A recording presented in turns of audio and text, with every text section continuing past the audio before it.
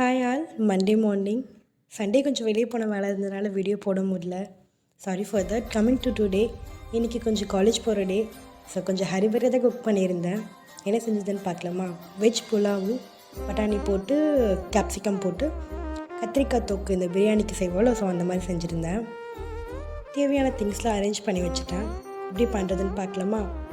ஒரு குக்கரில் கொஞ்சமாக ஆயில் ஊற்றிட்டு பட்டை, ஏலக்காய், கிராம்பு, சீரகம், சோம்பு கொஞ்சமாக போட்டுட்டு ஆனியன் போட்டுட்டு ஒரு சில்லி போட்டுட்டு நல்லா வதங்கினோடனே கொஞ்சமாக தக்காளி, பட்டாணி, கேப்சிகம் இதெல்லாம் போட்டு நல்லா வதங்கினோடனே கொஞ்சம் சால்ட் போட்டுட்டு கொஞ்சம் வதக்க விட்டுட்டு இஞ்சி, பூண்டு, பச்சை மிளகாய் இது நல்லா பேஸ்ட் மாதிரி போட்டு ஆட் பண்ணிவிட்டு ஸ்பைஸ்க்கு நான் பச்சை மிளகாய் போட்டிருக்கேன்.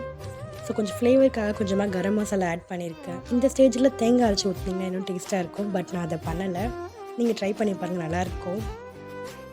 எல்லா வதங்கினோடனே தண்ணி ஆட் பண்ணிக்கோங்க. 1 கிளாஸ் ரைஸ்னால் அதுக்கு 1.5 கிளாஸ். கத்திரிக்காயோட ரெசிபி வேணும்னா கீழே கமெண்ட். வீடியோ பிடிச்சிருந்தா லைக் பண்ணிக்கோங்க, சப்ஸ்கிரைப் பண்ணிக்கோங்க. See you all in next video. Tata, bye bye.